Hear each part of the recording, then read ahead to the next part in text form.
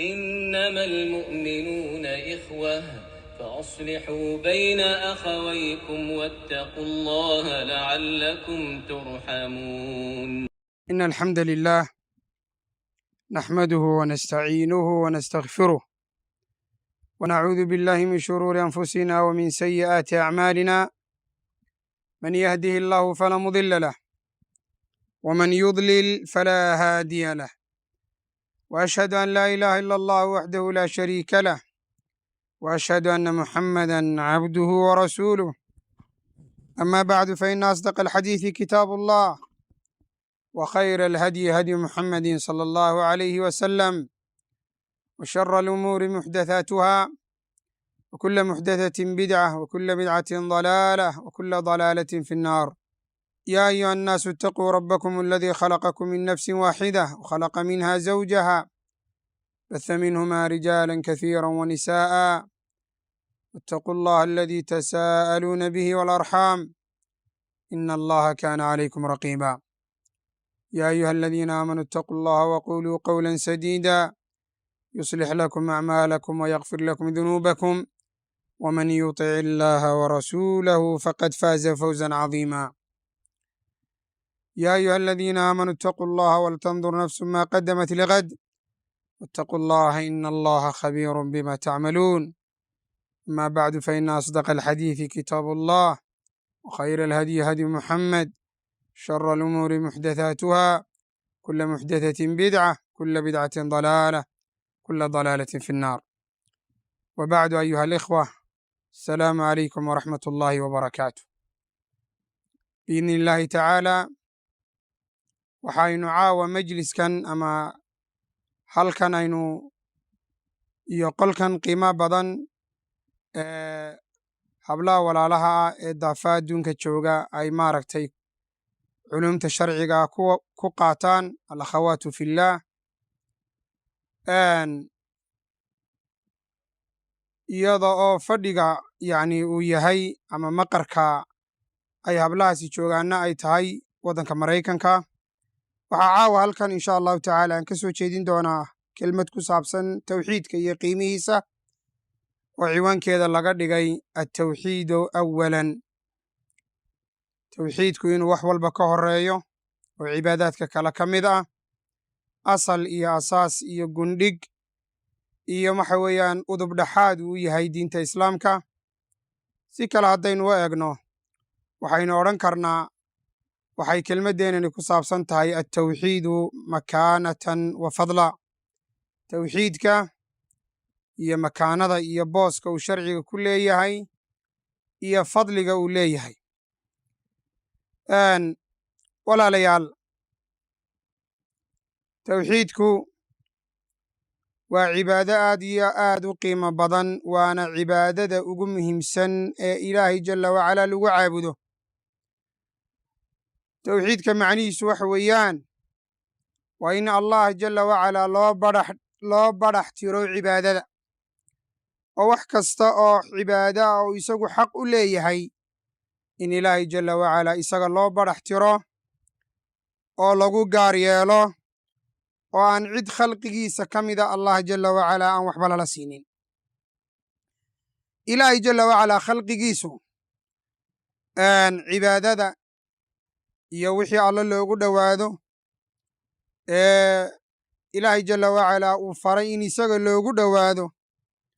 khalqiga ilaahay jalla wacalaa xaqaasi waxba kuma laha. in xaqa alla loo badhax tiro oo kelidii la siiyo, oo isaga waxa weeyaan aan waxba loogu darin malaa'igta iyo ambiyada iyo rususha iyo awliyada iyo saalixiinta, intaas oo mudantii khalqiga ka midihii ilaahay xaqiisa cibaadada ah oo waxa weeyaan loo badhax tiraayo waxba kuma laha. waa xaq alla kelidii uu leeyahay. xaqaasi waajib waxa qof kastoo muslima ku ah inuu ilaahay jalla wacalaa u badhax tiro oo uu kelidii siiyo. marka tawxiidka macnihiisu waxa weeyaan waa an tacbud allaha waxdahu laa shariika lahu, waa inaad ilaahay caabuddo adiga oo aan ilaahay cidna waxba ugu daraynin oo aan cibaado wax la siinaynin cibaadadiisa aan cid kale la siinaynin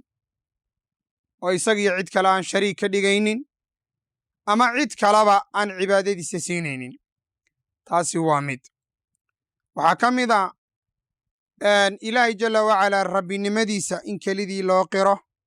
oo rububiyada aan cid lala siinin xaqiisa rububiyadu leeyahayna aanay cid kale inaanay waxba ku lahayn qofku u ictiqaado aamino sidaa ku dhaqmo asmaadiisa iyo sifaadkiisa ilaahay jalla wacalaa sida uu ugu sifaysan yahay inuu isagu keli la yahay oo aanay jirin cid la wadaagtaa taas ayaa waxaa la dhahay tawxiid tawxiidku markaa walaalayaal waa cibaadaadka allah khalqiga uu saaray udubdhexaadkooda waa seeska cibaadadu ay ku taagan tahay ee haddii isaga la waayo aanay cibaada ansaxaynin salaaddu ansixi mayso haddii tawxiid la waayo sikadu ansixi mayso allah kaa aqbali maayo haddii tawxiid la waayo sadaqada ilaahay kaa aqbali maayo haddii tawxiid la waayo jihaadka ilaahay kaa aqbali maayo haddii tawxiid la waayo baryada ilaahay kaa aqbali maayo haddii tawxiid la waayo ilaahay jalla wacalaa xajka kaa aqbali maaya iyo soonka haddii tawxiid la waayo ilaahay jalla wacalaa cibaado kasta oo cibaadaadka ka mida noocay doontaba ha ahaato oo alla loogu taqarrubo tawxiid la'aantii la aqbali maayo sidaa awgeed baa tawxiidku wuxuu yahay waa asaaska iyo udubdhexaadka iyo tiirka iyo seeska ay ku taagan tahay diinta islaamku taana waxyaabo badan oo tilmaamaya ayaynu sheegi doonnaa maadaama ay tawxiidku sidaa yahay lafdatu tawxiid waa lafdo sharciya oo waxa weeyaan ma aha sida dadka qaarkood ay yidhaahdaan tawxiidka iyo alfaadda qaarkood intay qabsadaan uu tawxiidku ka mid yahay ayay waxay isku dayaan inay yidhahdaan tawxiidku lafdi sharciya ma aha ee waa lafdi wahaabiya keentay wahaabiyo ay keentay rasuulkeenna sala allahu alayhi wacalaa aalihi wasaxbihi wasalam saxaabadiisu ridwaanullaahi calayhim markii ay xajkiisa sifeeyeen ee ay jaabir ibnu cabdillaahi iyo cabdillaahi ibnu cumar khadaab iyo ragga la midka ahi nebigu calayhi salaatu wasalaam siduu u xajiyey dadka ay u sifaynayeen jaabir wuxuu yidhi radia allaahu canhu faahalla rasuulu llaahi sala allahu alayh wasalama bitawxiidi labbayk allaahumma labbayk rasuulku sala allahu alayh wasalam falama istawaa cala albaydaa'i ahalla bitawxiidi nebigu markii uu maaragtay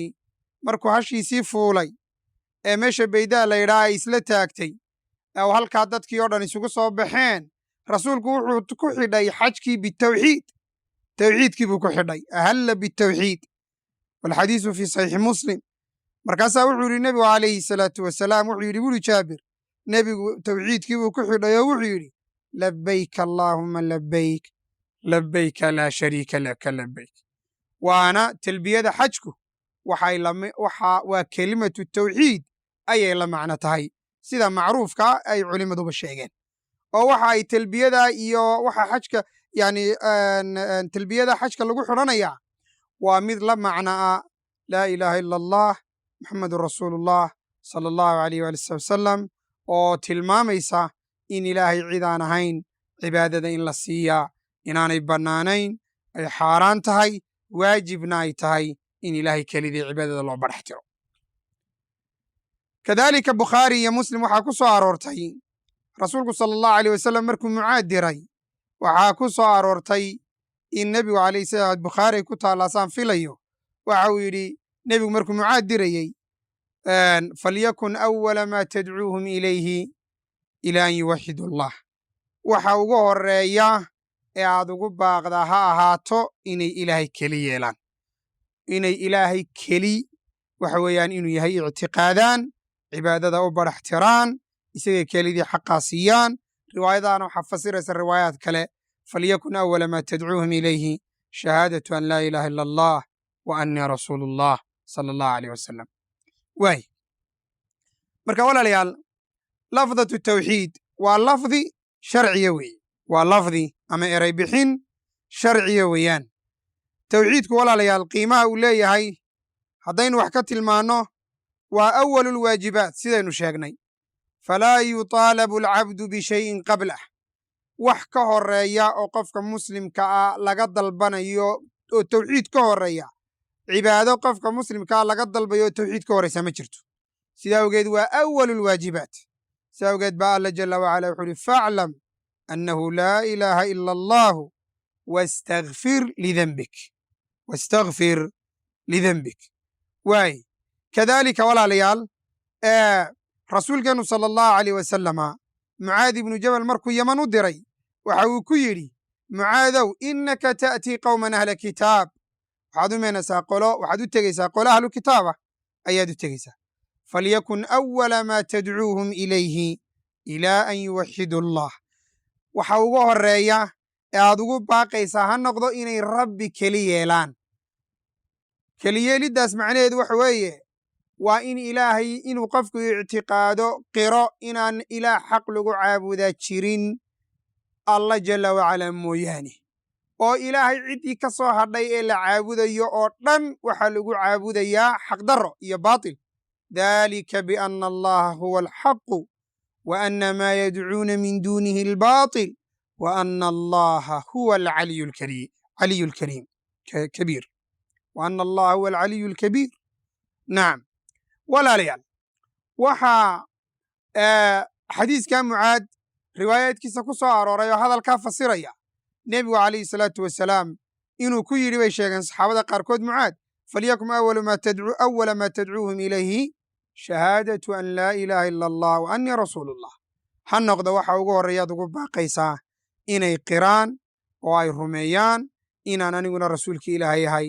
ilaahay cid aan ahaynoo xaq lagu caabudaana aanay jirin allah mooyaane jala wacala cid aan alla ahayn oo xaq lagu caabudayaana inaanay jirin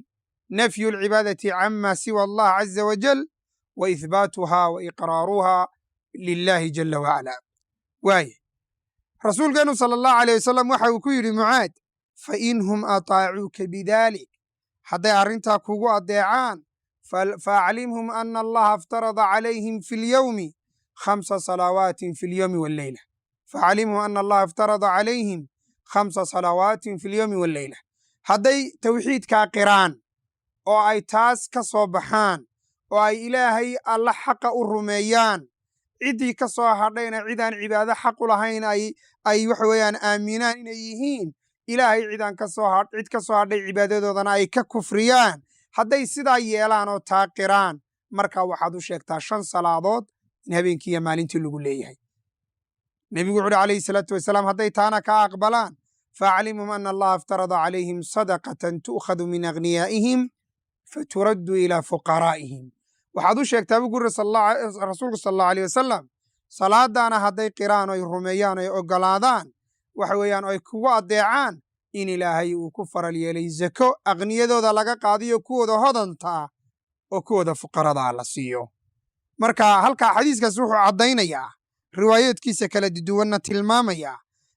riwaayaadkiisa waxaa ka mid ah riwaayadaynu sheegnay falyakun awala maa tadcuuhum ilaa an yuwaxidu allah faidaa carafuu dalika faaclimhum ana allaha aftarada calayhim 5 salawaatin marka xadiiskaas wuxuu caddaynayaa in cibaadaadka kale oo dhan uu lafdhabar iyo asaas iyo seeskoodu uu yahay iyo asalka ay ku taagan yihiin xagga sixada iyo xagga waxa weeyaan fasaadkaba inay tahay tawxiidka inay tahay haahi hadduu qofku tawxiidka ka qaldamana cibaadadiisii fasahaadayso cibaadaadkiisii kalena lumayaan qofkaasna uu noqonayo qof aan muwaxid ahayn oo mushriga uu noqonayo hadduu taa xaqiijiyana uu noqonayo qof khayr oo dhan ku guulaysta walaalayaal waxaa ka mid ah waxyaabaha tilmaamaya tawxiidka iyo mansiladiisa iyo qiimihiisa iyo in uu tawxiidka ilaahay tilmaamay in dadka dhan loo abuuray inay alla kelidii caabudaan oo ilaahay cibaadada u barax tiraan oo ay ciddii alla ka soo hadhayba ay ka kufriyaan cibaadadooda ilahay wuxuu yidhi wamaa khalaqtu ljinna waalinsa ila liyacbuduun maa uriidu minhum ila liyacbuduun ilahay wuxuu yidhi wamaa khalaqtu ljinna waalinsa ila liyacbuduun jin iyo insi toonna looma abuurin ilaa inay alla keli yeelaan mooyaane oy rabbi jala wacalaa cibaadada u barax tiraan mooyaane oo ay addoommo ilaahay u noqdaan oo u hoggaansamaan mooyaane. ilahi wuxuu uhi maa uriidu minhum min risqin wamaa uriidu an yutcimuun ina allaha huwa arazaaqu dulquwati almatiin. ilahi wuxuu uhi arsaaq ka dooni maayo, abaalgudna ka dooni maayo, inay waxi siiyaan oo iyo arsaaqaanna ka dooni maayo. ilahi wuxuu yidhi ciddii ilaahay isagaa cid walba arsaaqa oo khalqigiisa ka mid ah, waana alla qawiya oo matiina weeye ilaahay jalla wacala. waxa weeye walaalayaal, taasi waxay tilmaamaysaa tawxiidka in loo abuuray khalqiga dhammaantood, ujeeddada loo abuuray inay tahay inay jamiica alcibaadaat ilaahay u baraxtiraan. haahe waxaad tilmaamaysa muhiimadda tawxiidka inuu yahay xaqa ugu weyne ilaahay bilaadan u saaray. xaqa ugu weyne ilaahay bilaadanka uu saaray waxa weeyaan waa tawxiidka. isaga ayaa ka muhiimsan salaadda, isaga ayaa ka muhiimsan xajka, isaga ayaa ka muhiimsan jihaadka, isaga ayaa ka muhiimsan sadaqada, isaga ayaa ka muhiimsan zakada, isaga ayaa ka muhiimsan birulwaalideynka, isaga ayaa ka muhiimsan waxa weeyaan cibaadaadka dhammaantood, ama cibaadaad carabka iyo lisaanka laga yidhaahdo, ama cibaadaad qalbiga laga yidhaahda ha haato, lagaga dhaqma ha haato, ama cibaadaad jawaarixda laga sameeya ha ahaato, ama cibaadaad nafcigeedu uu yahay qaasir ha ahaato, ama cibaadaad nafcigeedu uu yahay mutacaddi ha ahaato. jamiica alcibaadaat waxa ugu jaliilsan waxa weeyaan tawxiidka ayaa ugu jaliilsan. waa acdamu cibaadatin ilaahay addoommadiisa uu faru ka doonay. rasuulkeenna dhegaysta sala allahu alayh wasalam, nebigeennu xadiiska saxiixaynka ku yaala waxa uu ku yidhi saxaabiga la dhaha mucaad ibnu jabal radia allahu canh, yaa mucaad atadri ma xaqu llahi cala alcibaad. mucaadow, xaqa ilaahay uu ku leeyahay addoommada ma garanaysaa? markaasaan waxaan idhi buu idhi allahu wa rasuuluhu aclam, ilaah iyo rasuulkiisa u aqoon badan.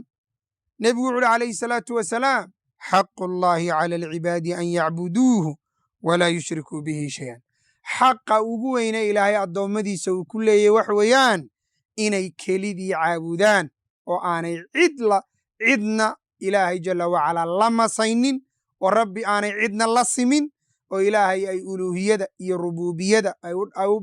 waxa weeyaan u keli yeelaan, kuna keli yeelaan jalla wacalaa wixii cibaaday samaynayaan. ay ogaadaan ilaahay jalla wacalaa asmaadiisa iyo sifaadkiisa siduu ugu magacaaban iyo ugu sifaysayay cid la wadaagta iyadana aanaa jirin. marka tawxiid urububiya iyo tawxiid ululuhiya iyo tawxiid alasmaa wasifaat, saddexdaasoo tawxiidku uu qaybsamo oo bilistiqraa iyo waxa weeyaan culimmadu tatabuc iyo nusuusta markay isu miinguuriyeen, nusuusta dhammaanteed wada eegeen, ayay culimmadu waxay dhahdeen tawxiidku wuxuu u qaybsamaa saddexdaa qaybood. waa istiqraa weeye, istiqraa linnusuus ayaa taana lagu soo saaro, ahlucilmigu ku soo saareen. waxay istiqraagaasi uu la mid yahay istiqraaga culimmadu ay yidhaahdaan waxa weeyaan marka ay naxwaha ka hadlayaan, yani waxa weeyaan kelmadda carabiga waxay u qaybsantaa ism iyo ficil iyo xaraf. markay sidaa leeyihin, ama ay leeyihiin asmaada mucrabka ahi dee waxay u qaybsantaa yani waxa weeyaan mansuubaad iyo marfuucaad iyo makhfuudaad ayay u qaybsantaa culimmadu ay leeyihin. ama ay leeyihin damaa'irtu waxay u qaybsantaa damaa'ir mutasila iyo damaa'ir mustatira iyo damaa'ir daahira ay leeyihiin. waxaa dhammaanteed waa maxay macnaheedu? yani istiqraa iyo tatabuc bay ku yimaadeenoo culimmadu markay guud ahaan saa u eegeen kelmaddii carabeed ama damaa'irtii ama waxa weeyaan afcaashii intay yihiin, ayaa waxay sheegeen culimmadu inay afcaashii maadi iyo mudaaric iyo amar u qaybsamaan. sida ay istiqraa ugu sugnaatay iyo tatabuc iyo isu miinguurin iyo nusuustii iyo alfaaddii carbeed oo laysu eegay, siday ugu sugnaatay afcaashu inay saddex tahay oo maadi iyo mudaaric iyo amar tahay, ay ugu sugnaatay inay kelmadda carbeed ficil iyo xaraf iyo ism tahay, sidaas oo kale ayaa tawxiidkana aqsaamtiisii markay culimmadu saa u eegeen ayaa waxay dhahaan saddex qaybood buu tawxiidku u qaybsamaa. sida yani marka taasi istiqraaba iyaduna ku sugnaatay, wax diidayaana ma jiro. sida culimmadu marka ay leeyihiin kelmadda af carabiga ahi waxay u qaybsantaa ism iyo ficil iyo xaraf, ay dhammaantood kelmaddii carabiga ahaydun u wada yihiin oo aanay tacadud uga dhalanin. yani waxa weeyaan kadaalika ayaa marka la leeyahay tawxiidku waa saddex qayboodna, saddexda qayboodba allah lagu keli yeelaaye. saddexda qaybood mid walba ilaahay baa lagu caabudaya, ilaahay baa kelidii saddexdaba lagu caabudaya, ee saddex ilaah macnaheedu maaha sida dadka qaarkood oo munxarifiinta ah ama suufiyada ahi ay meelaha kaga hadaaqaan oo ay idhaahdaan 3 ilaah bay caabudayaan wahaabiyo war beena weeye ilaahay 9 magac buu leeyahy 9 magacbana isagaa lagu caabudaa 9 ilaah ayaa ka dhalatay sida aanay taa 9 ilaah uga dhalanin ayaa tawxiidku inuu 3 qaybood yahay na aanay uga dhalanayn 3 shay oo kala duwan oo waxa weeyaan mid walba mid lagu caabudayo aanay uga dhalanayn ee 3daba allah loo kali yeelayaa ilaahay baa 3daba lagu caabudaya waa taqriib iyo soo dhoweyn macnaheedu ma aha in ilaahyo mutacadida qofkii muslimka la leeyahay caabud waay walaalayaal rasuulku sala allahu alayh wasalama mucaad waxa uu sheegay in waxa xaqa ugu weyne ilaahay addoommadiisa ku leeyahay uu yahay ikhlaasu lcibaadati lilahi jala wacala wa tajriiduhaa waxa weeyaan can ishirk in cibaadada alla loo barax tiro inuu taa horta uu qofku ka soo baxo ilahay wuxuu yidhi wacbudu allaha walaa tushrikuu bihi shayan ilaahay waxa uu yidhi dalika biana allaha huwa alxaq waana maa yadcuuna min dunihi albaatil waana allaha huwa alcaliyu alkabiir ilahi wuxuu yidhi allahu laa ilaaha ila huwa alxayu alqayuum laa ta'khuduhu sinatu walaa nawm lahu ma fi asamaawaati wama fi alardi man da aladii yashfacu cindahu ila biidni yaclamu ma bayna aydiihim wama khalfahum walaa yuxiiطuuna bishayin min cilmihi ila bima shaa wasica kursiyuhu asamaawaati waalard walaa ya'uuduhu xifduhuma wahuwa alcaliyu alcadiim wa acdamu aayatin fi kitaabi illahi caza wajal macnaha ay ku wareegayso iyo udubdhaxaadka ay tilmaamaysana waxa weeye inuu ilaahay allaha cibaadada xaqa u leh uu yahay in la caabudaana uu ehel u yahay uu isagu cibaadada mutaystay cid ka soo hadhay ilaahay in la caabudaa waxa weeyaanoo cibaadana la siiyaana ay tahay midaan bannaanayn oo xaaraana wamaa umiruu ila liyacbudu allaha mukhlisiina lahu ddiin alaa lilaahi ddiinu alkhaalis facbud illaha mukhlisan lahu ddiin wacbudu allaha walaa tushrikuu bihi shayan kullu haadihi nusuus iyo kuwo kale oo badanba waxa ay tilmaamaysaa in cibaadada oo alla loo barax tira ay tahay udubdhexaadka ama asalka cibaadada khalqiga la faray shayga ugu weyn ee asalka u ah ee udubdhexaadka u ah ee haddii iyada la waaya waxay naqanaa udubdhexaad markaynu leenahay gurigu tiirka uu ku taagan yahay ee udubdhexaadka u ah haddii laga saaro wuu dumaya kadaalika hadday cibaadaadka oo dhami tawxiid waayaan way dumayaanoo ilahay agtiisa waxba ka tari maayaan sidaa nebigeennu calayhi salaatu wasalaam uu saxaabada u sheegay sidaa rasuulkeennu calayhi salaatu wasalaam uu u sheegay waxa weeyaan mucaad radia allahu canhu ee nusuusta qur'aanka aynu ku soo aroortay walaalayaal tawxiidka muhiimaddiisa waxaa tilmaamaysaa camal kasta oo la aqbalayo sidaynu sheegnay wuxuu yahay yani tiir dhexaadka iyo asaaska uu ku taagan yahy wey saaska uu ku taagan yahay camal kastaoo la aqbalayaa waa tawxiid oo camal tawxiid ka maran la aqbali maayo si awgeed baa ilahi wuxuu yidhi walaqad uuxiya ilayka waila aladiina min qablika lain ashrakta layaxbaطanna camaluka walatakuunanna min alkhaasiriin bal illaaha facbud wakun min ashaakiriin ilaahay jala wacalaa nebigeenna wuxuu ku yidhi nebi maxamed adiga waxa lagu waxyooday ambiyadii kaa horraysayna loo waxyooday in haddii aad shirki samaysaan oo shirki idinka dhaco oo ilaahay jala wacalaa aa cibaadada cid aan alla ahayn la masaysaan ama la siisaan layaxbaطanna camaluka camalkaagu waa burayaa oo waa buraya oo buraya walatakuunanna waxaad noqoni min alkhaasiriina kuwa khasaara ayaad noqoni haddaad ilaahay cid aan ahayn cibaadada ilaahay la siiso ama cid aan ilaahay ahayn cibaado siiso balillah iska daa inaad ilaahay cid la caabudde balillaaha facbud ilaahayoo keliya caabud wakun min ashaakiriin kuwa mahadnaqa ee ilaahay jala wacalaa uu mahad celiyana noqo ayaa nebigeenna sala allahu aleyh wasalam lagu yiri culimadu waxay dhaheen ambiyada ilaahay jala wacalaa waa afdalu lkhalqi khalqiga iyagaa ugu fadli badan iyaga ayaa waxa weeyaan yani mudantii khalqiga ah weeyaan iyo haldoorkii khalqiga weeye wa maca daalika ilaahay waxa uu tilmaamaya hadday shirki sameeyaan inuu camalkoodu burayo macnaheedu waxa weeyaan iyagoo ilaahay dhowray baa iyaga sidaa loogu digayaa oo saa loola hadlaya macnaheedu waxa weeye cidaan ambiye ahayn baa warkaa ambiye uga mudan yani waxa weeyaan in ciddii aan ambiye ahayn warkaa ku quus qaadato ayaa looga jeedaa oo ummadda ah ayaa khitaabku uu u socda ayay ahlulcilmigu yidhahdeen saxiixu imaam muslim walaalayaal waxaa ku sugan ummunaa caaisha radia allahu tacaala canha umu lmu'miniin ayaa waxay tiri nebiga ku tiri sala allahu calayh wasalam inna cabdullaahi ibnu judcaan nebi maxamedow cabdullaahi ibnu judcaan ninkii la odhan jiray ayay ku tiri radia allaahu tacaala canha waxay nebigeenna ku tiri inna cabdillaahi ibnu judcaan kaana yuqri dayfa wayasilu alraxima wayafuku alcaaniya wayuxsinu aljiwaara wa ahnat calayhi khayra waxay ku tiri uma qaalat hal yanfacuhu dalik waxay tiri cabdullahi ibnu judcaan nebi maxamedow cabdullahi ibnu judcaan waa nin jaahiliyadii noolaa waxay tiri wuxuu nebigana aan soo gaadhin waxay ahayd bay tiri wuxuu ahaabay tiri radia allahu canha caaisha yuqri dayf martida wuu martisoori jiray wayasilu araxima qaraabadana waa xidhiidhin jiray wayafuku alcaaniya dadka addoommadaana waa xorayn jiray qofkii la qafaashana waa soo furan jiray wayuxsinu aljiwaar dadka jaarkiisana waa u ixsaan samayn jiray nin wanaagsan oo dadka xidhiidhiyo oo dadka u roon ayuu ahayoo khalqiga ilaahay anfaca oo waxtar lo waxtarkiisu dadka gaadhay oo hadduu dayf iyo marti yahay iyo hadduu mid qaraabo oo raximo yahay iyo hadduu mid maaragtay la tunjileecsaday oo asiir ama la qafaashay oo maxbuus ah ama addoon cidi ku tagrifalaysa ah waa uu ixsaan samayn jiray waxay ka sheegtay khayr fara badan dabeedna waxay ku tiri hal yanfacuhu daalika nebi maxamedow ninkaas waa dhintay oo waxa weeyaan ma anfacayaa nebigu intaanay dacwaddii nebigu gaadhin buu dhintay ninkaas nebigu ayuu dhintay ninkaas yo rasuulka aan nebi laga dhigin ayuu dhintay calayhi salaatu wasalaam markaase caaisha radiallahu canha waxay leedahay nebi maxamedow ninkaa arrintaa uu samayn jiray ma anfacaysa nebigeennu hadda wuxuu ku yidhi dhegeyso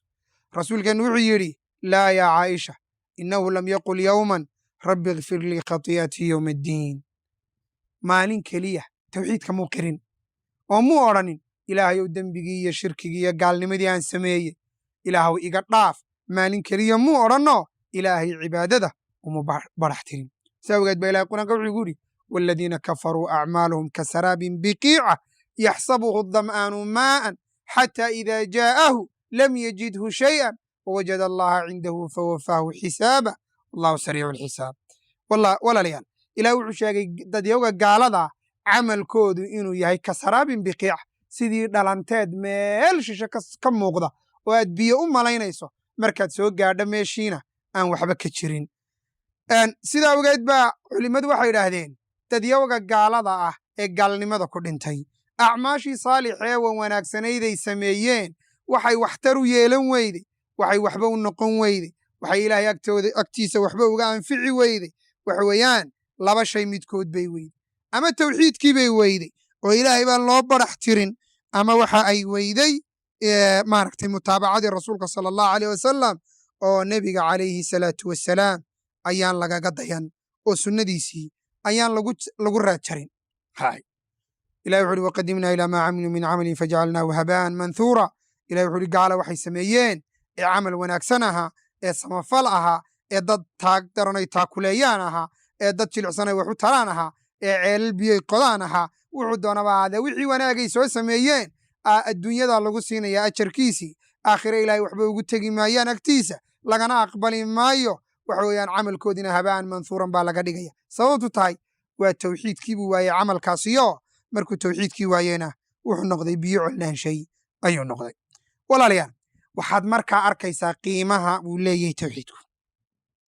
qiimaha tawxiidkuu leeyahay ayaad arkaysaa waxa weeye haddaad u fiirsato cibaadaadka dhammaantood bal eedaanka eeg ya adinka salaaddii loo addimayo waa tawxiid salaaddii la tukanayey yani adkaarta maaragtay alfaadda lagu xidhanayo iyo adkaarta dhexdeeda lala imanayo iyo tasbiixda iyo taxmiidda iyo waxa weeyaan rukuucda marka la rukuuco waxa la odhanayo iyo marka la sujuudo waxa la odhanayo dhammaanteed adkaartaa salaada dhexdeeda la odhanayo ee tasbiix leh ee taxmiid leh ee tacdiim ilaahay jala wacalaa la weyneynaye leh dhammaanteed waa tawxiid dhammaanteed waa tawxiid oo tawxiid ayay ka turjumaysaa iyo addoonku inuu ilaahay jala wacalaa u baraxtiraayo cibaadadii xajka u fiirso xajka marka talbiyadii la talbiyeysanayo dee waa kuwaa saxaabadii rasuulka le ahalla rasuulullahi sala allahu aleyh wasalam bitawxiid labayk allahuma labayk waxaa iyaduna ay tilmaamaysaa oo macnaheedu yahay in ilaahay cibaadadii loo barax tiro oo ilaahay in cid aan ahayn la caabudo la anfinaayo oo qofkii muslimkaa loo diidayo labayk allahuma labayk لبيك لا شريك لك لبيك إن الحمد والنعمة لك والملك لا شريك لك إلهي وانكو أجيب أمر كاغي ما إله قاطو بيت الله بيت كاغي حرام كهابان وقستي إيا كعبدي ها إلهي وحنكو أجيبي أنا عبادة هذه كو برحتريا oo nicmada iyo gallada iyo wanaaga dhammaantii adi kuu sugaya labayka laa shariika lak ina alxamda wanicmata lak ha mahad dhammaanteed iyo gallad dhammaanteed ilah wadaa iskale jihaadkii looma sharciyeynin ilaa waxa weeyaan si tawxiidka loo ogo sidaa awgeed baa ilahay wuxuu yidhi waqaatiluuhum xataa laa takuuna fitna wayakuuna addiinu kulluhu lilah gaala birta ka asla oo la dagaalama oo hadday awood u haysaan waxa weeyaan iska celiya oo waxa weeyaan xaqa ooga gaala la dagaalama ilaa iyo ilaahay diinta dhammaanteed iyo cibaado dhammaanteed loo barax tiro oo fitno iyo shirki iyo gaalnimo arlada laga waayo idan tawxiidku idan jihaadka maxaa loo gelayaa litaxqiiqi tawxiid haa jihaadka waxaa loo sharciyey si tawxiidkii loo nashriyo loona taxqiijiyo ilaahay cidaan hayn cibaadada la caabudayana meesha looga saaro ayuha alikhwa waxa aynu tilmaamaynaa oo kale tawxiidku qiimihiisa waxaa tilmaamaya inuu tawxiidku yahay aslu dacwati rusul udubdhexaadkii dacwaddii rususha ha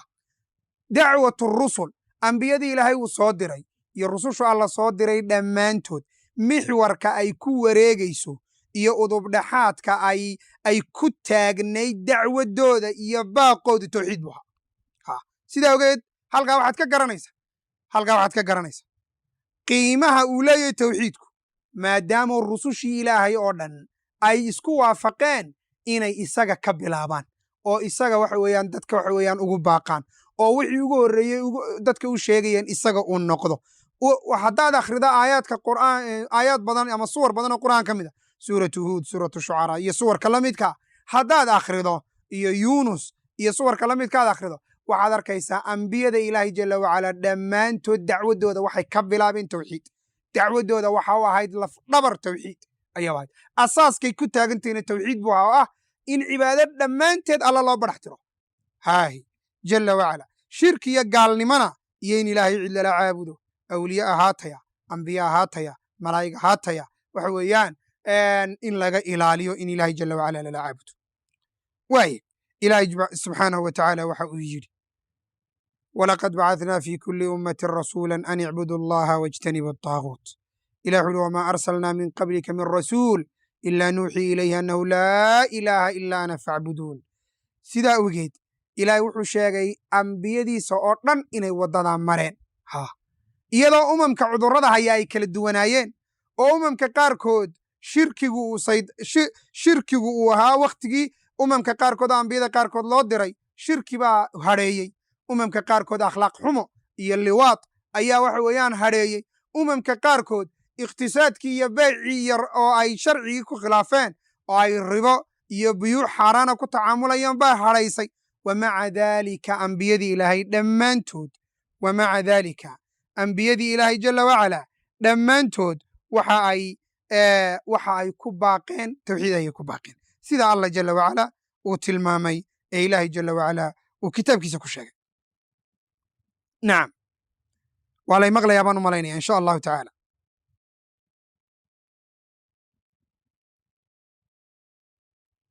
nacam waay haddaynu intaa maaragtay kaga baxno ama aynu ku soo koobno tawxiidka qiimihiisa iyo ahmiyaddiisa waxaa tilmaamaya tawxiidkaas ilaahay uu ka dhigay awalu shayin oo qof kasta oo muslima laga doonayo ilaahay jalla wacalaa uu ka dhigay waxa weeyaan waxa uu leeyahay fadaa'il cadiima fadli weyn oo qofka xaqiijiya uu helayo ayuu leeyahay fadaa'isha tawxiidka walaalayaal waxaa ka mid ah iyo qiimihiisa waxyaabaha ku tusinaya iyo aahaarta iyo raadka ka dhalanaya ee qofka muslimka ahi markuu tawxiidka xaqiijiyo uu ka faa'iidayo waxaa ka mid ah inuu dhiiggiisu noqdo macsuum maalkiisu uu noqdo macsuum cirdigiisu uu noqdo macsuum yani waxa weeyaan in qofka dhiiggiisii iyo maalkiisii iyo hantidiisii ay noqoto mid dhowran ilaahay jalla wacalaa waxa weeyaan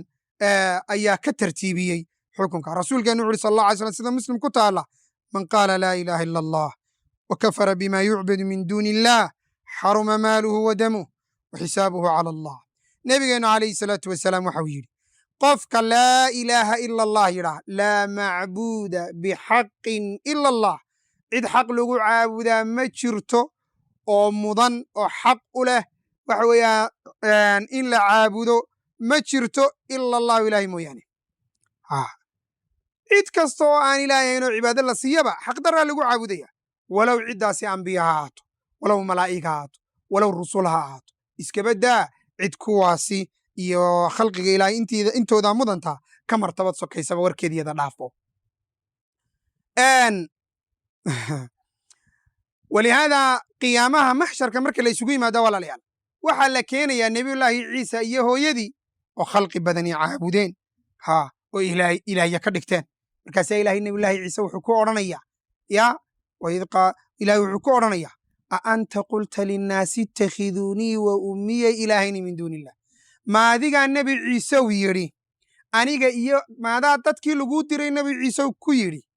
aniga iyo hooyaday laba ilaahoo alla lala caabudo ama alla sokodii la caabudo naga dhigta maadaasaa yidhi markaasaa nebiyullaahi ciise wuxuu odhanayaa marka su'aashaa uu maqlo a anta qulta linnaasi ittakhiduunii wa ummiya ilaahayni min duuni illaahi qaala subxaanaka ilaahu adaa xumaan ka nasahan maa yakuunu lii an aquula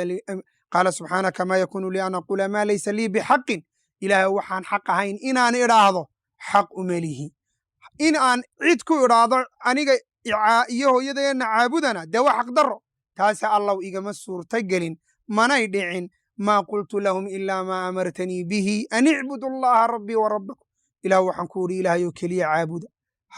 rabbigiin qura caabuda cid aan alla ahayn ha caabudina tii aadi fartay baan ilaahayoo ku oli ilaahayow waad ogtay inaan sidaa ku idho waad iiga aqoon badan tahay ilaahayow intii aan joogay saasaan ku laha markii aad anigii oofsatay ama aad iga dhex qaadday iyagana aad iga dhex qaaddayna ilaahayow in xaalkooda adigaa u cilmi badnaayo ogaa oo callaamu lguyuub aha maa qultu lahum ilaa maa amartanii bihi an icbudu allaha rabbii wa rabbakum wakuntu calayhim shahiidan maa dumtu fiihim falamaa tawafaytanii kunta anta araqiiba calayhim allahu akbar allahu akbar marka sidaa awgeed baa ilahay wuxuu qur-aanka ku sheegay sidaa nebiyullaahi ciise uga beri noqday inuu cid ku yidhi khalqiga ilaahay ka mida ilaahay sokadii aniga iyo caabuda ayaa waxa uga beri noqday malaa'igtuna saasoo kale ayay uga beri noqonayaane odhanayaan ilaahayow annagu dadkaana caabudana maanu odhan warkoodana maanu haynin mabaanu ogeynba saasay odhanayan walaalayaal tawxiidku fadliguu leeyahay ama fadaa'isha uu leeyahay waxaa ka mid ah in waxa weeyaan ilaahay uu ballanqaaday inuu ilaahay u ballanqaaday cidda tawxiidka xaqiijisa inuu ilaahay u ballanqaaday amni iyo nabadgelye adduunka ah oo adduunka baraaro iyo sacaaday ku noolaanayaan aakhirana waxay ka nabadgelayaan cadaab waxay ka nabadgelayaan ilaahay cadhadiis waxay ka nabadgelayaan ciqaab waxay ka nabadgelayaan sharoo dhan ilaahay wuxuu yidhi jala wacala aladiina aamanuu walam yalbisuu iimaanahum bidulmin ulaa'ika lahum alamnu wahum muhtaduun ilaahay wuxuu yidhi kuwii iimaanka laga helay ee iimaankoodii aan ku badxin dulmi iyo meelka dhac aayaddaa ku soo arooray ilaahay uu sheegayaana waxa weeyaan waa shirki iyo gaalnimo siduu nebiganu fasiray sala allahu aleyh wasalam saxaabada rasuulku sala allahu aleyh wasalam markay aayaddan maqleen waxay yidhaaheen yaa rasuul allah wa ayuna lam yadlim nafsahu oo waa kuma kaayaga aan naftiisa dulminin markaasuu nebigu sala allahu aleyh wasalam wuxuu ku yidhi dulmigu kaa moodeen ma aha miyaanaydun maqal alcabdu saalix hadalkii uu yidhi ina shirka la dulmun cadiim yaa bunaya laa tushrik billaah ina shirka la dulmun cadiim luqmaan hadalkii uu sidaa yidhi miyaanaydun maqal marka dulmiga aayaddan looga jeedo ee ilaahay uu mu'miniinta yidhi yaa iimaankooda inaanay iimaankoodii ku badxin uu alla ku ammaanayo waa shirki iyo gaalnimo weeye iyo in ilaahay cidaan ahayn la caabudo shawaan shirkigaasi mid yar ha noqdo ama mid weyn ha noqdo waxa weeyaan inuu qofkii ka ilaaliyey diintiisa iyo cibaadadiisii ka ilaaliyey shirki iyo ilaahay cibaadada u badhax tiray waxa weeye ee tawxiid goosdambeed ka dhigtay waxa uu helayaa qofkii tawxiid goosdambeed ka dhigay waxa uu helayaa iyo iimaan وحهليا أولئك لهم الأمن وهم مهتدون إلى وحولي أمني إيا نبتقلية دم نبتقلية إليه ها الدنيا waa nabadgelayaan waxay ka nabadgelayaan waxa weeyaan maaragtay shar aakhirana waxay ka nabadgelayaan ciqaab iyo cadaab bay ka nabadgelayaan wahum muhtaduuna kuwa hanuunsan wayaan buu ilaahay waa lahum alamnu walhidaaya lahum alamnu walihtidaa waaya walaalayaal taasi iyaduna waxa ay culimmadu ka qaateen halkaas qof walba wuxuu amni iyo hanuun ka helaya intuu tawxiid xaqiijiyo ayuu ka helaya haa dadkuna tawxiidka xaqiijintiisa dee waa maraatib maraatib weeyaanoo dee inay maraatib yihiin axaadiis saxiixa ku soo aroortayoo dadka marka maxsharka tagaan qaar waxaa ka mid a 70,000 oo waxa weeyaan oo yadkhuluuna aljannata bigayri cadaabin walaa xisaab 70,000 oo jannada ku gelaya cadaab la'aan iyo xisaab la'aan waa ayo waa aladiina xaqaquu tawxiid waxa weeyaan waa kuwii tawxiidka taxqiijiyey weeyaan kuwii tawxiidkoodu si dhaba u xaqiijiyey ee waddadii rususha ku dadaalay weeyaan walaalayaal fadaa'isha tawxiidka waxaa ka mid ah ahlu tawxiid iyo dadka tawxiidka u saaxiibka ahi waxa weeyaan waxa uu ilaahay makansiinaya oo ay helayaan mu'miniintu markay ilaahay si dhaba ugu maaragtay u xaqiijiyaan tawxiidkiisa waxay helayaan tamkiin iyo nasri inuu ilaahay cadowgooda uga gargaaro adduunkana iyaga u dhiibo aladiina in makkannaahum fi lardi aqaamuu asalaata waaatow azakaata waamaruu bilmacruufi wanahaw cani ilmunkari walilaahi caaqibatu lumuur dadka ahlu tawxiidka ah ilaahay wuxuu u ballan qaaday wacada allahu aladiina aamanuu wacamiluu asaalixaati layastakhlifannahum fi lardi kama istakhlafa aladiina min qablihim ilaahay wuxuu yidhi waxa alla ballan qaaday haddaad diintiinna tawxiidka haddaad xaqiijisaan ilaahay si dhaba u rumaysaan iimaanka rumaysantiin ka dhab sheegtaan shirki iyo gaalnimo iska ilaalisaan bidca iyo kufri ka tagtaan ilahay wuxuu idin ballan qaaday baa ilahay yidhi inuu allah arlada idin dhiibo oo arlada idin makansiiyo sidaa awgeed mar kastoo muslimiintu tawxiidka ka fogaadaan mar kastoo dhexdooda shirkiga iyo anwaacdiisu ku faafto mar kastoo ilaahay cid aan ahayn cibaadada waxa weeyaan ay maaragtay u sarfiyaan mar kastoo tawxiidkooda nuqsaani gasho waa mar kastoo ay gaalo u jabaan waa mar kastoo ay duloobaan waa sida maanta ina haysata nasalu allah alcaafiya walaalayaal waxaa ka mid ah tawxiidka thamaradiisa iyo qiimihiisa waxaa ka mid ah in tawxiidka ciddii xaqiijisay ahlu tawxiid waa aaminuuna min alkhuluudi fi nnaar dadkii tawxiidka ku dhintay waa kuwa aaminka ah inay naarta ku waaraan hadday xataa galaan ku waari maayaan in badanoo mu'miniinta ka mid a oo macaasi iyo dunuub la timi ilaahay agtiisa tawxiidkooda ayaa u shafeeco qaadaya oo waxay ka badbaadayaan inay naar galaan haddiiba seba ay galaanba waxa weeyaan naar ku waari maayaan nacuudu billaahi minha sidaa awgeed baa nebigeenu wuxuu yihi sala allahu alayhi wala alihi wasaxbi wasalam xadiiska qudsiga ilaahi uu ka wariyey ya bna aadam low ataytanii biquraabi alardi khataaya laa tushriku bii shayan la ataytuka biquraabiha makfira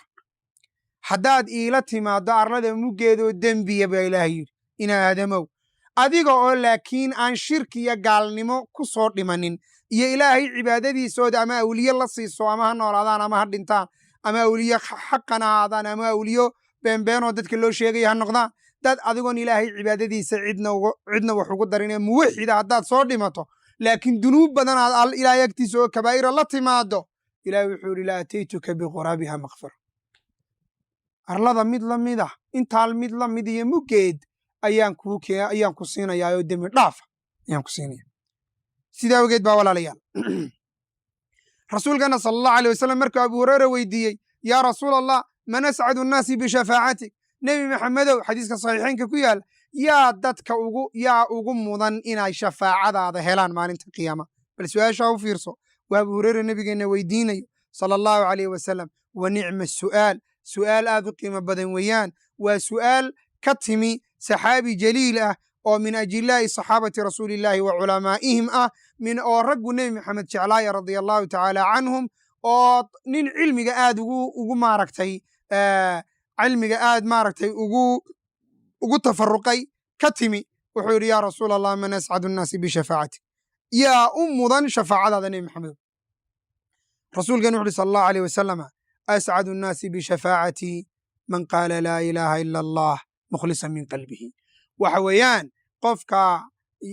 waxaa shafaacadayda ugu mudan oo helaya buuhi rasuulkeena calayhi salaatu wasalaam qofka intuu laa ilaaha ila allah yidho kelimatu tawxiid ku hadaaqay ku dhawaaqay la yimi isaga oo laakiin ugu dhawaaqay isagoo ilaahay mooye cid kale aan cibaadada siinayn oo ilahay cibaadada u badhax tiraaya macnaheeda rumaysan shuruuddeedii ka soo baxay nawaaqideedii iska ilaaliyey qofkaasaa shafaacadayda ugu mudan buu nebigu sal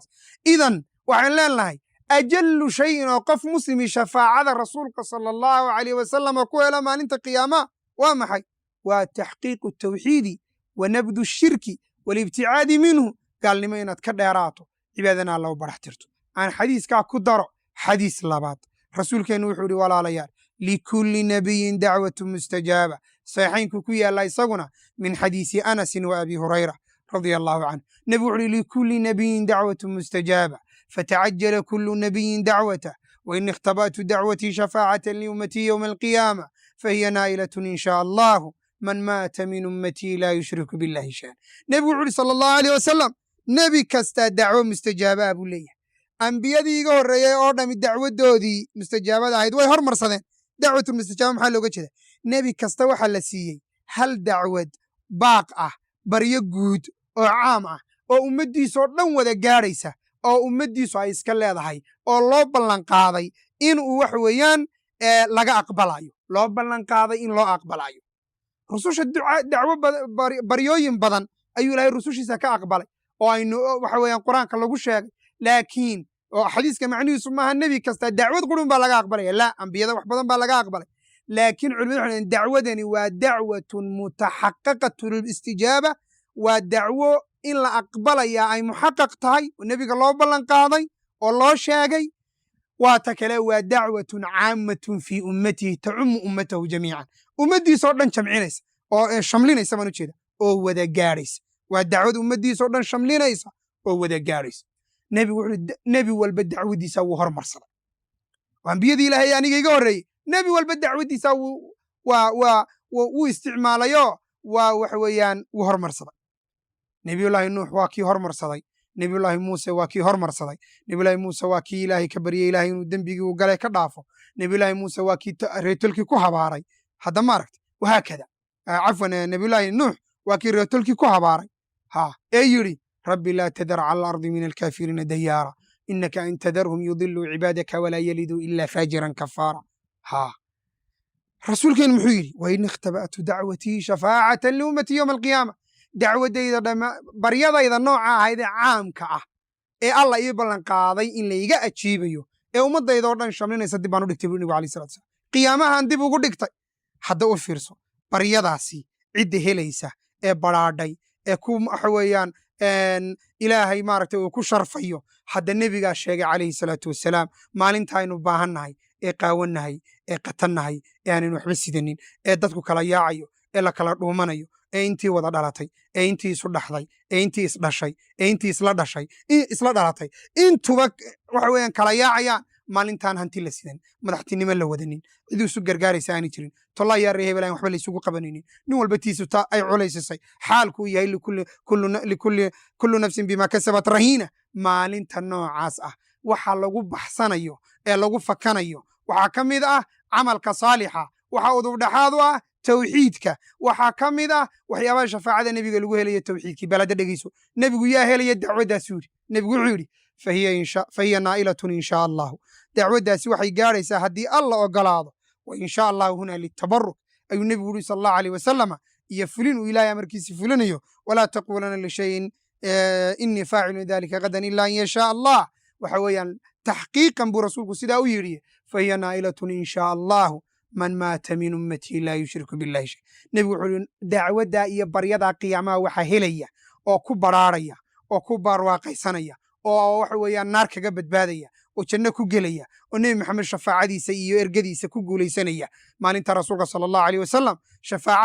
shafaacadiisu waxay gaadhaysaa iska daa ummaddiise khalqigoo dhan buu rasuulku u ergeynaya calayhi salaatu wasalaam marka wuxuu yidhi nebigu calayhi salaatu wasalaam markay ambiyada kaloo dhami ka cudur daartaan isaga loo yimaado ayuu nebigu wuxuu odhanaya ana laha anaa tan iska lahaa buu nebigu odhanaya yaa waatuu ilaah yidhi casaa rabbuka an yabcathaka wa min alleyli fatahajad bihi naafilatan laka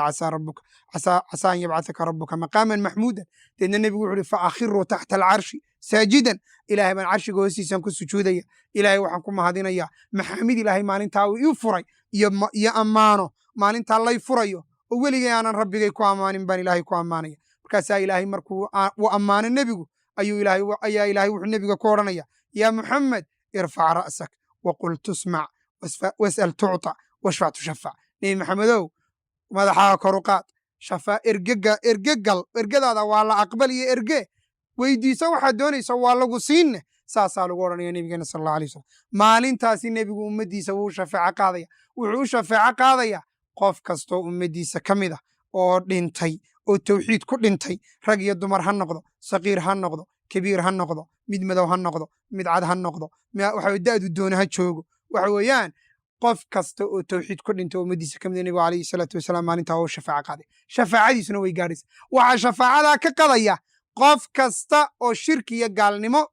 ku soo dhintay ayaa shafaacada nebiga sal alla alay slam ku qadaya qof kasta oo muwaxid ah oo ilaahay cibaadada u barax tiriyo tawxiidka xaqiijiyeyna walow dunuub badan oo kale ha la yimaado oo aanu ka toobadkeenin oo kabaa'ira iyo sakaa'ira ilaahay wuxuu gu daba dhaafayaa bishafaacati nabiyina calayhi salaatu wasalaam haddiiba aanu shafaacadaa helinna waxa weeyaan waxaa loogu dhaafayaa dadka kale ergeeniya shafaacadooda haddii kale ou naarta galo ilaahay jala wacala isaga ayaa naarta ka soo saarayo ku waari maayo siduu rasuulkeenu sala allahu aleyh wasalam ka sheegay rabbigeen oo rabbigeen wuxuu odhanaya wacizatii wajalaalii la ukhrijanna minha man kaana fii qalbihi mithqaalu darati min iimaan ilaah wuxuu yidhi cizadeeda iyo sharafteedaan ku dhaartay buu ilahay odhanaya jahannama waxaan ka soo saaraya qofka inta ugu yar ee iimaan iyo tawxiidii qalbigiisa ku jirto yaa salaam walaalayaal tawxiidkaasi qiimuu leeyahay waxaad ka garanaysaa ambiyada ilaahay mudantoodii iyo kuwoodii ajillada ahaa ayaa dardaarmay wawasaa bihaa ibraahiimu baniihi wa yacquubu yaa baniya ina allaha astafaa lakum uddiin falaa tamuutunna ilaa wa antum muslimuun ilahi wuxuu yidhi nebiyullahi ibraahiim iyo nebiyullaahi yacquub ayaa awlaaddoodii waxay u dardaarmeen tawxiid waxay u dardaarmeen ilaahay cibaadada u barax tira taa gowsdambeedka dhiga shirki iyo gaalnimo ka dheeraada markay dhibaata kugu dhacda dhiigla kula soo deristo ilaahay cidaanayn ha u qayshanin waxaan ilaahay mooye cid kale aanay karaynin ilaahay cidaanayn ha weydiisanin kuwa amwaada ha baryinoo ha u qayshanin walow awliyaba ha ahaadaan walow ambiyaba ha ahaadaan walow rusulba ha ahaadaan markay dhiigla kula soo korodho dhiigla kula soo deristo dhibi kugu dhacdo masiibo kugu habsato rabbigaa xaggiisa u carar ilaahay cidaanayn ha u qayshan madad yaa fulaan ha odhan tolaya cabdiqaadir jilaaniya xaggaad iga xigtay ha odhan waxa weeyaan sheekh yuusuf kaynuun iyo kuwa lamidkaa ha u qayshan cidaan alle ahayn ha baryin rusushii ilaahay inaad baridaa ma bannaana ambiyadiisa inaad baridaa ma bannaana waxa weeyaanood xaaladdaa u qayshata ma bannaana iska daa inaad waxa weeyaan cid ambiyadii ilaahay iyo khalqiga iyo rusushiisa aan ahay inaad u qayshato oo khalqiga ilaahay ka mid ah walaalayaal qofka muslimka ahi tawxiidka waa inuu xaqiijiyo waa inuu maadaamuu qiimaa intaa leeg ilaahay agtiisa ku leeyahay maadaamuu yahay badbaadada asaaskeeda iyo udubdhexaadkeeda iyo jiriddeeda u yahay maadaamuu yahay cibaadada ilaahay agtiisa ugu weyn ee rabbi loogu dhowaado sidaa awgeed ba ambiyadii ilaahay iyo ibraahim iyo yacquub markay geeridu isugu timi ay u dardaarmeen carruurtoodii ay u dardaarmeen ilaahay mar kale bal suurada halkan taalla u fiirso iyo sawirka ilaahay uu xaalad ka bixiyey xaalaadkii ambiyadiisa qaar ka mida soo martay ilahay wuxuu ihi am kuntum shuhadaa'a id xadara yacquuba almowtu id qaala libaniihi maa tacbuduuna min bacdihi ilahay wuxu uhi nebi maxamedow ma goobjoog baad ahayd goobjoog maad ahayne annagaa kuu sheegayne bal hadda warka qaada baa lagu yihi nabigeena calayhi salaatu wasalaam goobjoog miyaad ahayd markii ay geeridu isugu timi nebiyullaahi yacquub calayhi salaatu wasalaam ee dabadeedna intuu awlaaddiisii u dhawaaqay ay agtiisa shurururug isugu soo urureen dabadeedna uu yidhi maxaad dabaday caabudaysaan mu odhan maxaan hanti idinka tegey mu odhan maxaa gacanta ku haysaan adduunyo mu odhan dabaday maxaa maaragtay xaggaad degi doontaan mu odhan dabaday maxaa yeeli doontaan mu odhan yaa yani yaa idiin noqon doona madax oo maaragtay idin hogaamin doonta waxaa dhammaantood kalama hadlan wuxuu kala hadlay maa tacbuduuna min bacdi dabaday maxaad caabudi doontaan deedna waxay yidhahaan aabbo dabadaa waxaanu caabudaynaa awlaad tawxiidka lagu koriyey bay ahaayeen waxay ahaayeen niman tawxiidka lagu barbaariyey ayay ahaayeen waxa weeyaan waxay yidhahan waxaanu caabudaynaa adigu iyo aabbayaashaa wixii ay caabudi jirteen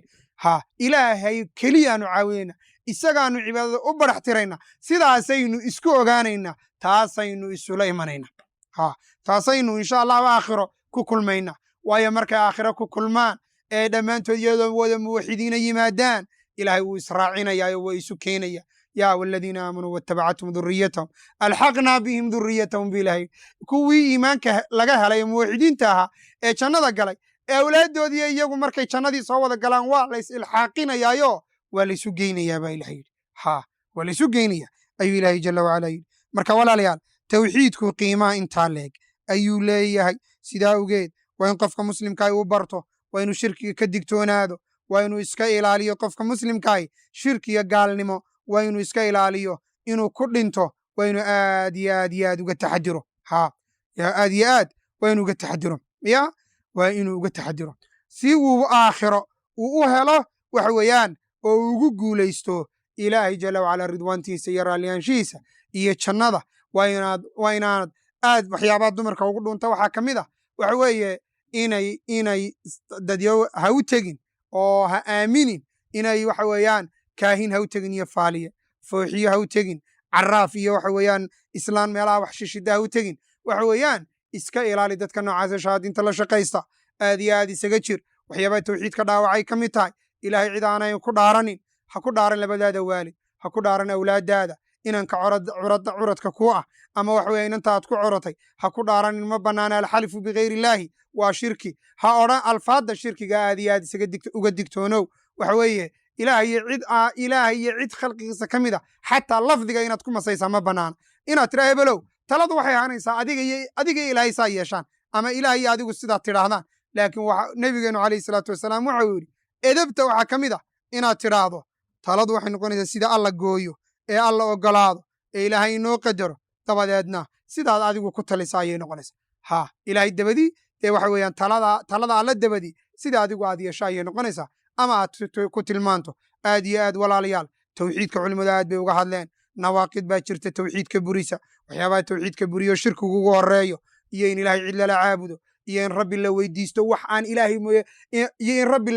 cidaan rabbi ahayn la weydiisto in la weydiisto cid aan ilaahay ahayn wax aan ilaahay mooye cid kale karaynin oo dadka qaarkoodoo dhintay ama kuwo noolba la weydiisto inay awlaad ku siiyaan aad weydiisato ama aad ictiqaaddo inay awlaad ku siin karaan ama aad u malayso inay dembigaaga dhaafi karaan ama aad u malayso inay maaragtay martabada sare ay gaadheenoo iyagu ilaahay sokadii dembiga ay dhaafaan ama aad u malayso inay iyagu risik hayaan inay badbaadahayaan ay ku badbaadin karaan inay waxa weeyaan awlaad ku siin karaan inay caafimaad ku siin karaan in duri ilaahay jala wacala uu kuu qadaray inuu kugu dhaco inay kaa badbaadin karaan ma jirto cid aan alla ahayn oo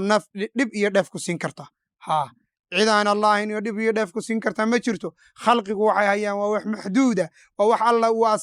asbaab geliyey sidaa ogeed waa inaad aad isaga digtoonaato aad waa inaad uga digtoonaato shirkiga waa inaad baratid oo kutubta laga qoray ay culimmadu ka qoreen shirkiga iyo anwaacdiisa iyo nawaaqidda islaamka buriya iyo waxyaabaha laa ilaha illa allah dhaawaca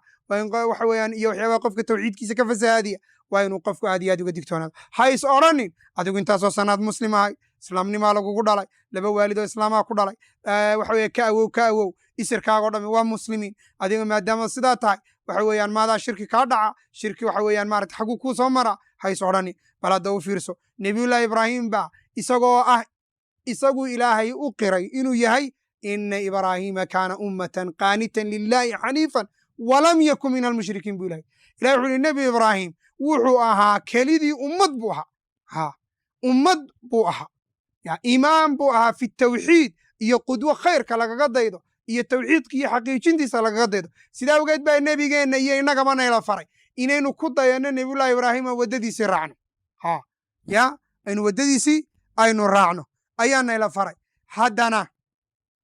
haddana ilaahay wuxuu qur-aanka sheegay nebigaa ilahi uu ihi mushrik muu ahayn ilaahay wuxuu sheegay isagoo leh wajunubnii wa baniya an nacbud alasnaam ilaa aniyo awlaaddayda aniyo tafiirtayda aniyo ehelkayga ilaah waxaad naga dheeraysaa inaannu asnaam caabudno ilaahu naga dheerayo naga foge naftiisu uu baqaya nebiyullahi ibraahim baa shirki ka baqay maxaad aad u ismooday maxaad aniyo adiga inoo malaynaysaa masaakiinteenna casrigan jahligii batay nool masaakiinteenna nool casri waxa weeyaan dadkii baatilkii iyo xaqii iskaga darsamay masaakiinteenna nool wakhti bidcadii ay faaftay oo sunnadii lala dagaalamayo oo bidcadii dadka diin looga dhigayo oo kuwa waxa weeyaan dadku ay diin ku tuhmayaan ay dadka diin dirro ugu baaqayaan oo waxa weeyaan shirki iyo gaalnimo ay u qurxinayaan maxaad mooday kuweenna wakhtiga nool ee waxa weeyaan rasuulkeenna sala allahu caleyh wasalam maalintuu noolaa 1400 iyo samti ka soo wareegeen maxaad mooday xaalkeenna innaga walaalayaal waxa weeye fitanka adduunka jira waxaa lagaga baxsan karayaa uun inuu qofku muwaxid noqdo oo ilaahay tawxiidka u barax tiro rasuulkiisa sala allahu caleyh wasalamna mutaabacada u barax tiro oo nebigana mutaabacada uu ku waxa weeyaan mutaabacada nebigana uu nebiga maxamed sala allahu caleyh wasalama uu sunnadiisii keliya qaato bidca iska ilaaliyo qofka muslimka maanta nool waxa la gudboon inuu laba shay goostambeed ka dhigo inuu tawxiidka goostambeed ka dhigo sunnada rasuulka iyo mutaabacadiisa nebiga sala allahu aleyh wasalam raacidiisa iyo inuu isaga ku daydo oo diintiisii ku sarjarto na uu goos ka dhigo waa maxay waa tawxiid iyo mutaabaco waa labada udub dhexaadka waa acmaasha saalixa waa labada shardi ee camalku ku ansaxo sidaa ogetaa waa inuu qofku ku dadaalo waa inuu cilmiga dhegaysto